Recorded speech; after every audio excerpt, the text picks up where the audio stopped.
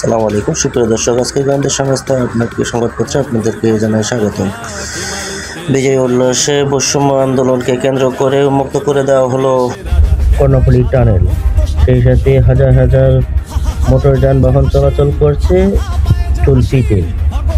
এবার আপনাদেরকে দেখাচ্ছি বিস্তারিত, সাথে থাকুন, সঙ্গে আছে মোহাম্মদ সুজা।